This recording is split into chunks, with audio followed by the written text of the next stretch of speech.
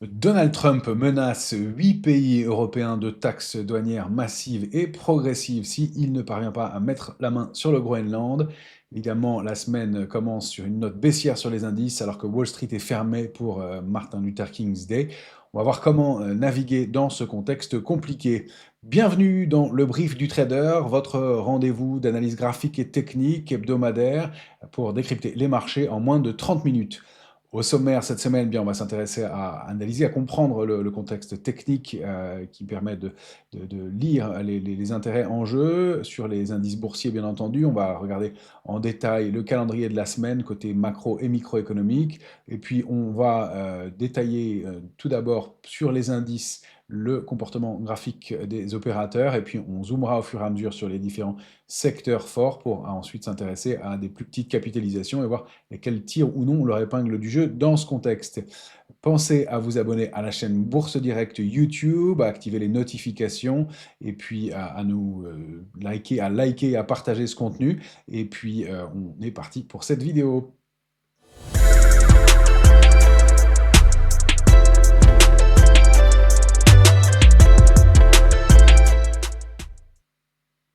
Alors c'est parti pour ce début de semaine avec à l'écran tout de suite le graphique du S&P. On va quand même détailler le calendrier dans les jours à venir. Côté macroéconomique, on aura demain, dès mercredi, autant pour moi, puisque aujourd'hui lundi 19 est férié à Wall Street pour Martin Luther King's Day.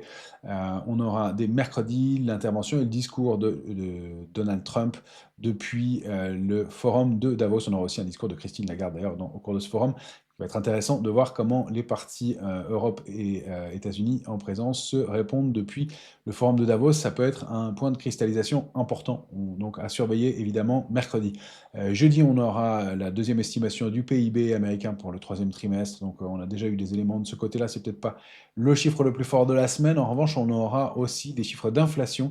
L'indice PCE, corps des prix à la consommation des ménages pour novembre. On avait déjà eu celui de décembre, hein, mais avec le shutdown, on a eu des chiffres un peu décalés, donc ce sera intéressant de voir ce chiffre intermédiaire et annuel en même temps d'indice des prix à la consommation, l'indice PCE Core, hein, donc indice marquant de l'inflation. Et puis on terminera la semaine avec des PMI, indice des directeurs d'achat, dans les services et manufacturiers en France, manufacturiers en Allemagne et dans les services et manufacturiers à Wall Street, tout ça dans la journée de vendredi.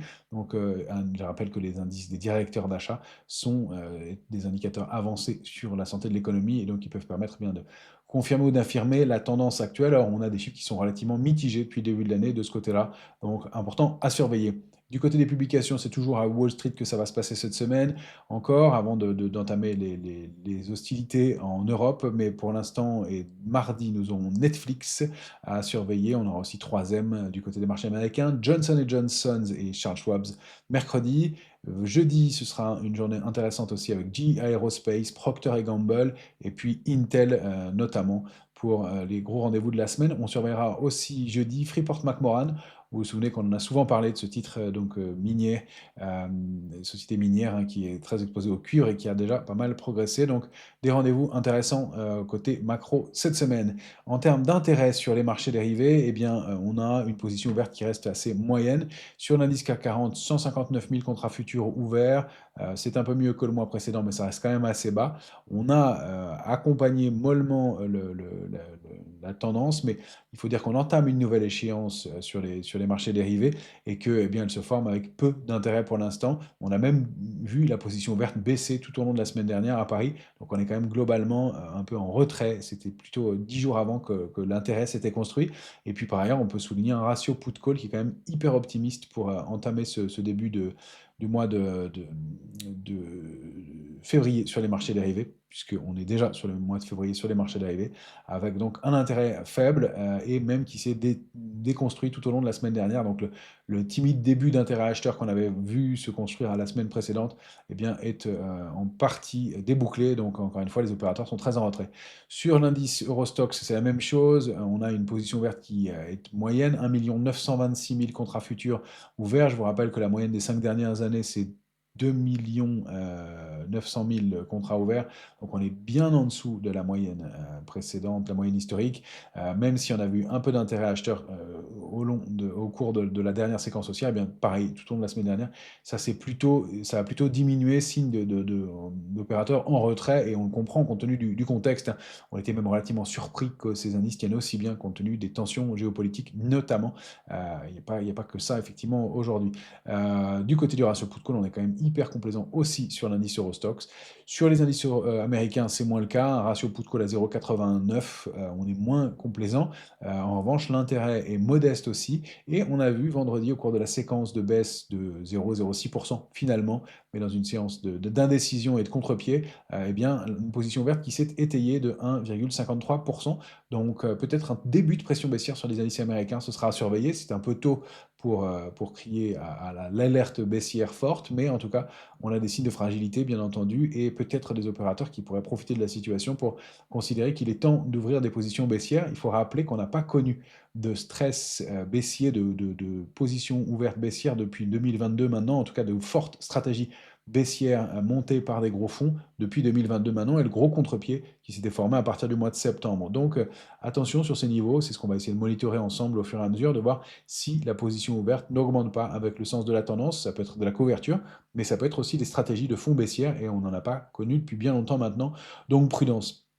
Ce qu'on peut dire sur le contexte aussi, globalement, eh bien, c'est que Donald Trump utilise souvent les mêmes armes manifestement.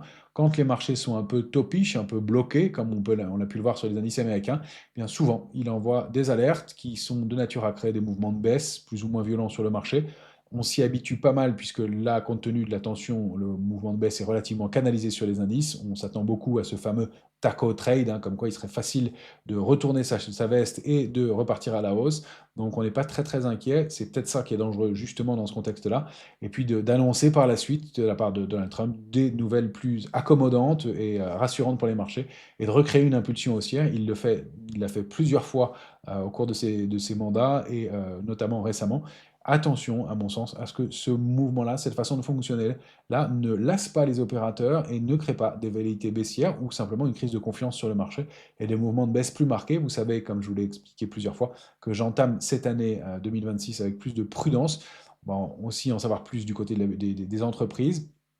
Pour l'instant, encore une fois, l'alerte reste canalisée. On va regarder graphiquement ce que ça donne sur l'indice S&P tout de suite. On a eu la semaine dernière une grande bougie d'indécision, hein, un grand doji, porteur d'eau, hein, quasiment au centre. Le corps de la bougie est quasiment au centre des deux mèches, hein. On a bien ici ce contexte d'incertitude. Et donc le range 6920-6706 a été probablement enfoncé par les futurs, puisque on est en baisse aux alentours de 6850 à l'heure qu'il est sur les futurs américains. Je rappelle que Wall Street est fermé en ce début de semaine. Mais donc ça veut dire qu'on réintègre le range 6734-6920, petit échec, et donc retour dans une zone pour l'instant relativement neutre, avec des niveaux d'alerte qui seront à 6734, et plus gênant à 6550, qui pourrait être un niveau d'alerte de moyen terme. Pour l'instant, voilà ce qu'on peut dire de la situation graphique. Donc un retour en direction de 6820, 6800, 820 probable, et pourquoi pas 6734 pour aller chercher le bas du range, puisque fausse sortie. Donc c'est quand même pas un bon message techniquement ce qui se met en place pour ce début de semaine. Fausse sortie et une réintégration du range précédent. Pour l'instant, ça reste relativement canalisé encore une fois, mais c'est pas très rassurant. Sur le Nasdaq, on tente enfin, on est tenté de déborder ce petit gap, hein, vous vous souvenez, euh, qu'on avait identifié ensemble, le gap baissier du mardi 4 novembre. Le Nasdaq est avec un plus bas un pied de gap à 25 887 et un plus haut à 25 873. Donc ce gap reste partiellement incomblé ici. Euh, on l'a encore ici, hein, légèrement ouvert, et on n'a pas réussi à le réintégrer. C'était un peu le plafond de verre, 25 828, et cette zone de gap. On est repassé en dessous en fin de semaine dernière avec un contre-pied aussi, hein, puisqu'on était en hausse pour terminer finalement relativement en baisse. Et on entame la semaine sur un mouvement assez baissier, bien entendu, aux alentours de 25 167 points. C'est le premier niveau de support clé qu'on avait indiqué ensemble. Donc un message qui n'est pas terrible techniquement et graphiquement. On voyait ce biseau d'épuisement possible sur le Nasdaq, donc formé ici.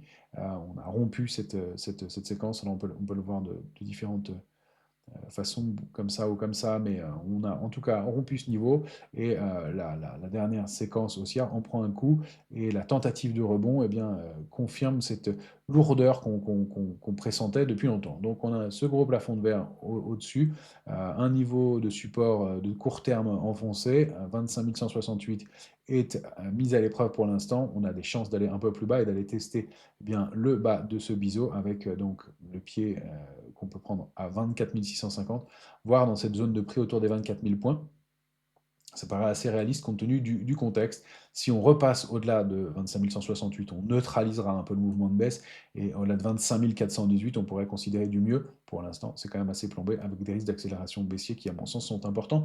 Encore une fois, tout ça au cœur d'une saison de publication. Donc, on a bien des éléments susceptibles d'améliorer ou d'enfoncer les choses. On a vu que les premières réactions, notamment des valeurs bancaires après les publications euh, trimestrielles, n'étaient pas excellentes. Donc, on a vu un Bank of America ou JP Morgan baisser et s'installer à l'intérieur de figures qui sont relativement qui donnent du potentiel baissier complémentaire.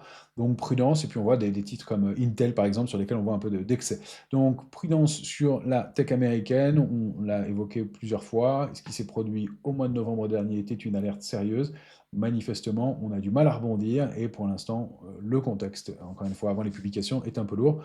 On reste donc toujours à l'intérieur, hein, pour dézoomer sur le Nasdaq, à l'intérieur du grand canal haussier de long terme et on passe probablement, enfin on a en dernier support 25 418 enfoncé, donc cette zone de latéralisation eh bien, est pour l'instant enfoncée avec des risques d'accélération en direction de ce gros niveau 23 970 points. Ça pourrait être le niveau d'alerte de moyen terme avec des accélérations ensuite plus basses. Si on rompait ces niveaux-là, donc le canal haussier de long terme qu'on tentait de déborder est réintégré assez brutalement en ce début d'année.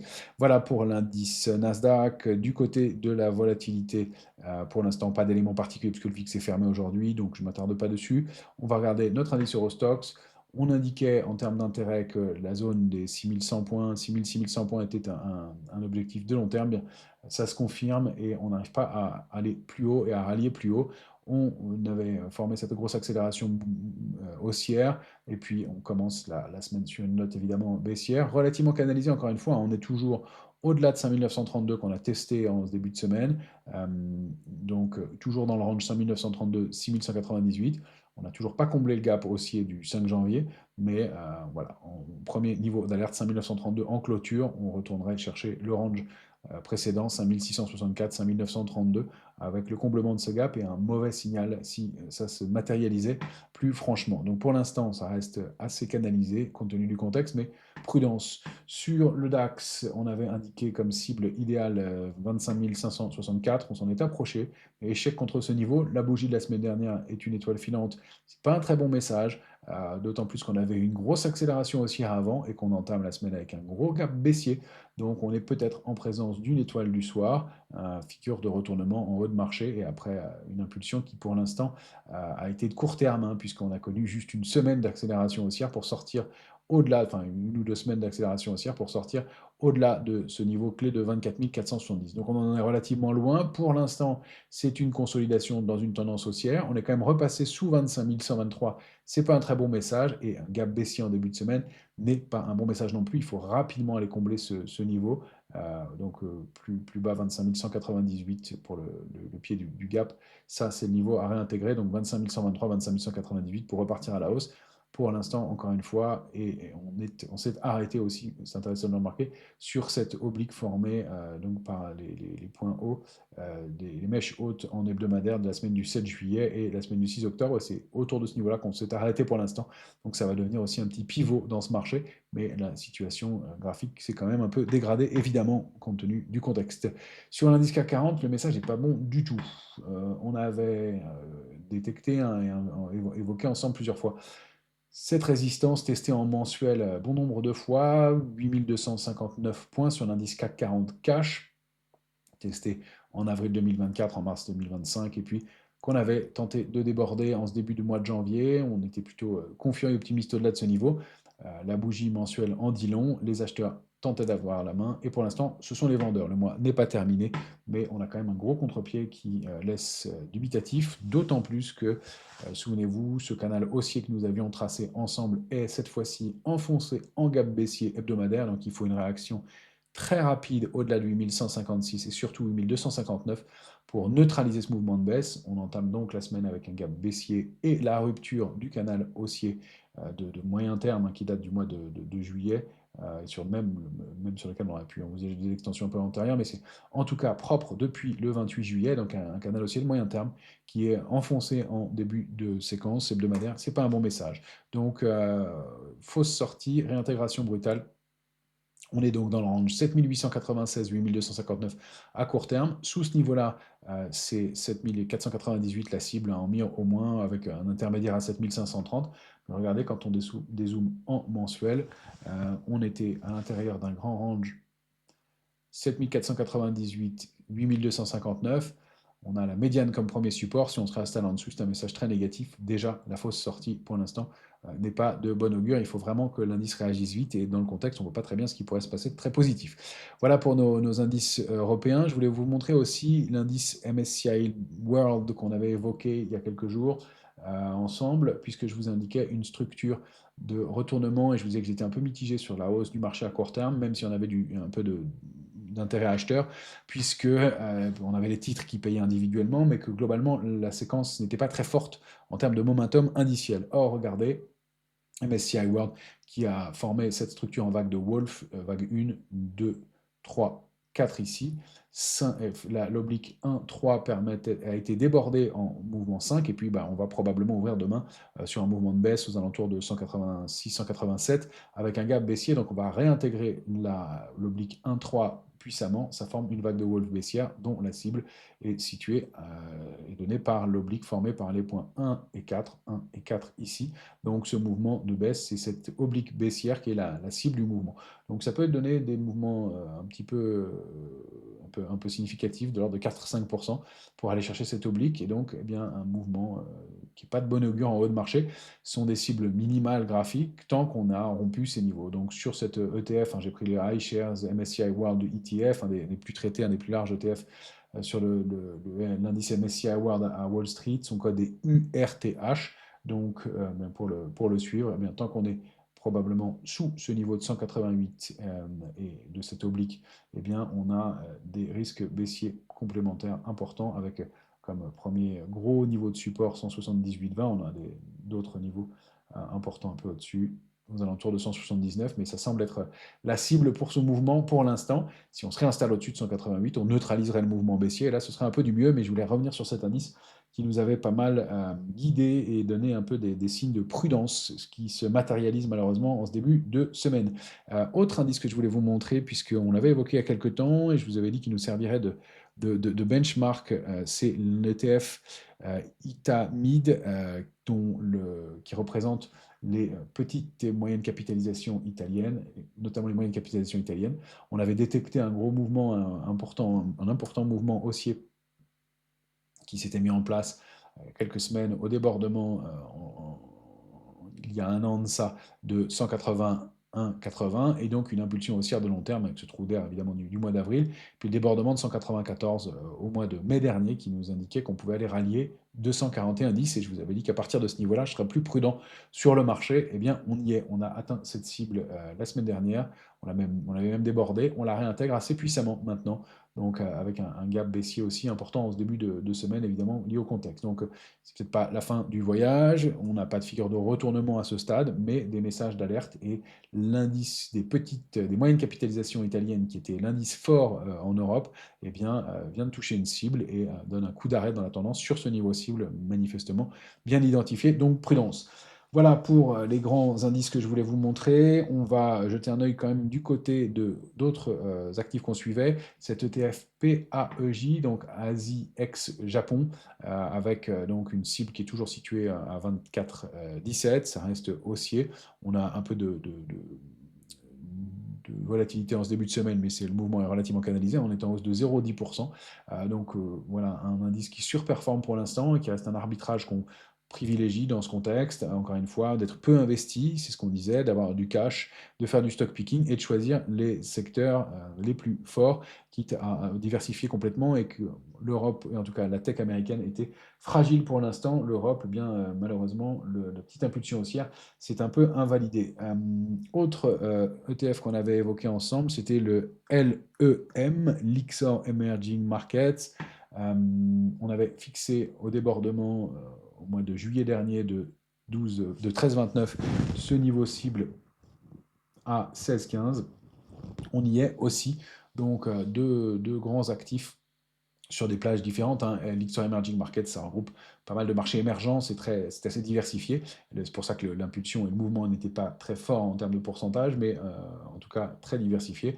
On a pris les 22% qu'on escomptait et on a été chercher cette cible à 16,15. Alors ça ne veut pas dire qu'on s'arrête ici, mais compte tenu du contexte, on a aussi peut-être bien l'opportunité de prendre un peu de bénéfices, même si ça fait partie des actifs toujours forts. Donc pour un investisseur de plus long terme, on peut toujours conserver, mais on a atteint un niveau technique et donc encore une fois, ça rend un petit peu prudent dans le contexte actuel, puisqu'on a bien dupliqué cette zone de prix, un 10,43, 13,29 par le haut pour aller chercher une première cible graphique. Et encore une fois, on a un coup d'arrêt dans la tendance actuellement, donc prudence. Donc voilà les deux ETF que je voulais vous montrer. ETF ressources de base, ça reste haussier, BRES. On a atteint aussi une cible, je vous donnais comme cible idéale 129,80, mais on a atteint la résistance intermédiaire à 121,40. Pareil, prudence un peu, il peut y avoir un peu de volatilité. À moyen long terme, on reste positif dessus.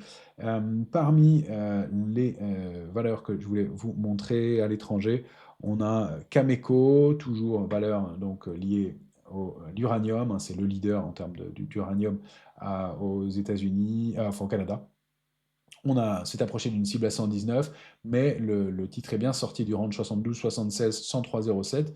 On a cette résistance intermédiaire à 119, la cible idéale 133,40, donc ça reste haussier, mais encore une fois, on va pas avoir un peu de volatilité pour retourner chercher ce support à 109,93. Le parcours a été haussier important. Je rappelle que l'uranium est un des piliers pour fournir de l'énergie bas carbone et de l'énergie disponible facilement, en tout cas de façon réactive, pour eh bien, alimenter tous les data centers gourmands pour lesquels l'intelligence artificielle est particulièrement gourmande. Donc, un arbitrage qui, en revanche, de ce côté-là, reste toujours intéressant, mais avec peut-être, encore une fois, un peu de volatilité à venir à court terme. Parmi les gros titres que je voulais vous montrer cette semaine, on va regarder ASML qui a été le titre qui a porté l'indice Eurostoxx la semaine dernière et qui lui a permis de surperformer alors qu'on patinait hein, sur l'indice parisien. ASML, donc une grosse structure de retournement haussière qu'on avait évoquée ensemble hein, au mois de septembre dernier. On avait bien profité de la hausse. Malheureusement, peut-être sorti un peu tôt contre 922. Une latéralisation, puis une poursuite haussière. On est allé chercher la cible suivante à 1135 et même déborder ce niveau. Mais évidemment, un peu de retracement en début de semaine ici. Il y avait des extensions 1184. Pour les plus optimistes, c'est 1256 et 1322 les cibles suivantes. Mais attention, contre ce niveau de résistance, on a buté. On est en train de former peut-être un harami, donc grande bougie haussière suivie d'une petite bougie, une bougie avec un petit corps placé au centre. Ça peut être un signal de retournement de tendance aussi. Encore une fois, c'est mitigé. Une bougie ne fera pas la et il faudra voir comment évolue la bougie de cette semaine. Mais pour l'instant, on voit que c'est assez bien contre-pied. Donc prudence sur la valeur. Tant qu'on est au-delà de 1086,40, 1184, eh bien c'est une consolidation autour de 1135. Si on rompt ce niveau-là, on risque d'aller chercher 1007 assez rapidement et d'invalider. On n'a évidemment pas de figure de retournement, mais regardez, quand on zoome en journalier, on avait quand même formé plusieurs gaps dans la séquence haussière, dont ce dernier gap qu'on est en train de combler. Attention à ce que ce ne soit pas un gap d'épuisement dans cette séquence haussière sur ASML, donc à surveiller pour le titre qui, pour l'instant, est en baisse évidemment de 3,36%, compte tenu de ce contexte lourd du lundi 19 janvier. Parmi les autres titres que je voulais vous montrer, on va aller zoomer sur quelques petites capitalisations. Vous êtes nombreux à être investis sur Vusion Group. On a évidemment enregistré la forte baisse de la semaine dernière, mais un mouvement de baisse qui s'était déjà mis en place bien avant, hein, puisque le titre avait formé ses sommets en juin 2025, baissé nettement depuis. Un rebond qu'on avait commenté ensemble avec ce petit canal haussier, ce petit canal baissier, pardon, dont la sortie nous avait donné un signal haussier.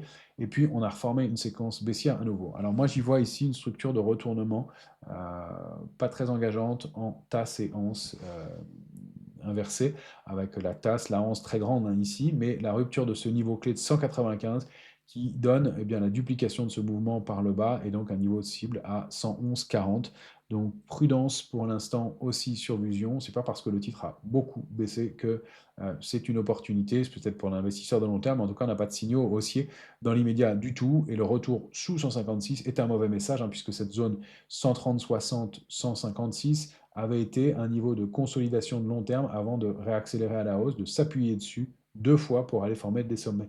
Donc c'est un gros niveau, et tant qu'on est sous 156, ça reste à mon sens baissier, où il faudrait former une figure de retournement. Ça n'est pas le cas pour l'instant, donc 130-60 prochaine cible, 111-40. Alors si on veut être un peu plus optimiste sur le titre, on peut surveiller aussi la réaction du titre sur l'ancien canal baissier. Pour l'instant, on en est assez loin, mais peut-être ça ne serait pas beaucoup moins loin que 111,40, mais aller surveiller ce canal baissier qui avait été très propre et qui nous avait permis de profiter du rebond du titre lorsqu'il en était sorti. Donc Vusion, pour l'instant, baissier, non invalidé, évidemment, avec 156 comme premier niveau de retournement haussier de mieux. Sinon, pour l'instant, on voit bien que ça se confirme à la baisse et avec des volumes qui sont lourds, bien évidemment. Autre titre pour avoir quelque chose de plus optimiste à moyen long terme, c'est Ruby. On n'avait pas parlé depuis longtemps, mais on avait détecté ensemble cette structure de retournement long terme sur Ruby. Grosse structure de retournement en épaule, tête, épaule inversée, sortie. Et puis un titre qui a été chercher sa première cible à 33,82, qui retrace un peu. Mais encore une fois, le potentiel aussi à long terme est important encore si on est optimiste. 41,58, donc il faut repasser 33,82 ou attendre des premiers niveaux de consolidation pour réentrer sur Ruby. Un premier niveau de support important, 31,48. La zone ensuite 30, 36, 29, 58 sont importantes. Il ne faudra pas repasser en dessous parce que ça ferait un gros mouvement de throwback pour repartir à la hausse. On a déjà beaucoup progressé sur le titre pour se permettre des throwbacks de cette taille-là, donc ce serait plutôt une invalidation. Donc sous 29, 58, mauvais message. Tant qu'on est au-dessus et dans cette zone 30, 36, 31, 48, bien, ça peut être des points d'entrée pour aller chercher cette grosse cible de long terme. Donc un titre qui surperforme depuis quelques temps maintenant, même si à court terme il est un peu en pause aussi, mais un titre qui reste haussier. Autre titre qui peut nous intéresser, c'est SMCP, alors qui construisait évidemment au-delà de ce niveau clé de 5,85. On est dans une structure, attention à ce qu'elle ne se transforme pas en diamant, et donc en structure de retournement, mais pour l'instant, tant qu'on est au-dessus de 5,85, ça reste haussier. À surveiller là, ce mouvement possible, enfin cette possible formation de diamants. Donc, à voir pour ce titre. Pour l'instant, on reste relativement stable en ce début de semaine, pas de mouvement en particulier, on est flat même si on avait baissé un petit peu. Et donc, tant qu'on est au-delà de 5,85, on peut envisager des extensions en direction de 8,02, mais effectivement, contexte un peu lourd en ce début de semaine et pas beaucoup d'initiatives. Reworld Media a surveillé le titre reconstruit depuis quelques temps et bon, il entame la semaine en baisse assez marquée maintenant. On est toujours dans le range 1,29,6, 1,86,8. Ça reste assez lourd et j'avais noté ce titre-là la semaine dernière puisqu'il avait l'air de s'attaquer à cette résistance à 1,60. Mais le début de semaine pèse sur le titre. Hein. Les investisseurs sont prudents et on repart plutôt à la baisse. Donc, mauvais message finalement pour Reworld Media. Autant pour moi, un titre qui a reconstruit la semaine dernière et qui a donné une réaction aussi intéressante, c'est Pull Up Entertainment. Et là, ça se confirme en ce début de semaine. Pull Up qui a formé la semaine dernière un avalement haussier. La bougie de la semaine du 12 janvier a englobé celle de la semaine précédente. On a eu des volumes en nette hausse. On déborde le niveau de 15,64, donc les résistances suivantes sont 19, 20,59 et pourquoi pas 23,80. On a du mieux sur ce titre qui se confirme en plus en ce début de semaine lourd, donc c'est quand même un signe de relative force pour Pull Up Entertainment qui a donc réagi sur un niveau de support intermédiaire qui s'est repris la semaine dernière. Donc du mieux, on n'a pas franchement de figure de retournement, mais pour l'instant, ça repaye. Donc on est canalisé pour pull-up au-delà de 15,64. Ça reste à mon sens haussier pour aller chercher les extensions que vous avez ici. En plus, En dézoomant à long terme, on voit qu'on réintègre, hein, malgré un passage en mensuel en dessous, ce niveau de 15,64 qui a systématiquement été préservé depuis septembre 2024. Donc un gros range qu'on peut prendre au plus large, 15,64, 23,80, et en serrant le range à 23,40, avec dans ce cas-là, eh bien, retour en haut de ce range. Et si le titre voulait sortir, eh bien, une réactivation haussière de plus long terme. On n'y est pas encore, mais ce possible marteau en mensuel est peut-être de bonne augure pour un titre qui se reprend depuis quelques séances maintenant. Et encore un ou deux titres avant de vous laisser pour ce début de semaine. C'est Medincel qui a connu un gros parcours haussier, une consolidation marquée et qui stabilise entre 25,20 et 28,32. Pour l'instant, on n'a pas repassé 28,32, mais il y a du mieux à court terme, même si on est en baisse encore une fois en ce début de semaine. On reconstruit dans ce range. Si on arrive à passer 28,32, on réactiverait la dynamique haussière avec, dans un premier temps, peut-être juste la taille du range précédent à dupliquer et une extension possible en direction de 31,34 et pourquoi pas 31,60. Pour l'instant, on retrace un peu en ce début de semaine après une semaine dernière de hausse de plus de 10% et des volumes qui sont un petit peu étoffés. Mais pour l'instant, effectivement, c'est un peu mou. Encore une fois, difficile de trouver des titres en forte hausse dans le contexte. Et puis, je voulais vous montrer un autre titre pour terminer cette séquence. Et j'ai du mal à regarder, oui, c'est Eutelsat. Alors, encore une fois, une recovery, un titre très spéculatif, beaucoup de volatilité sur Eutelsat, mais une hausse de 10% pour entamer cette semaine, et puis la réintégration d'un niveau important, ce niveau de 2,24, avec comme première grosse résistance 3,38. On a des volumes depuis quelques séances à la hausse sur le titre. Donc des niveaux intermédiaires de résistance intermédiaire à surveiller, hein, probablement à 2,83, mais un titre qui est bien reconstruit et paye en ce début de semaine.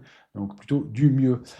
Voilà les quelques éléments graphiques et techniques que je voulais vous donner pour ce début de semaine. L'émission est déjà terminée. Pensez à vous abonner à la chaîne Bourse Direct YouTube et puis à nous faire part de vos commentaires dans le suivi des vidéos ou en tout cas sur les différents réseaux sociaux, à liker, à partager ce contenu si il vous a plu et on se retrouve régulièrement pour le suivi des marchés ensemble.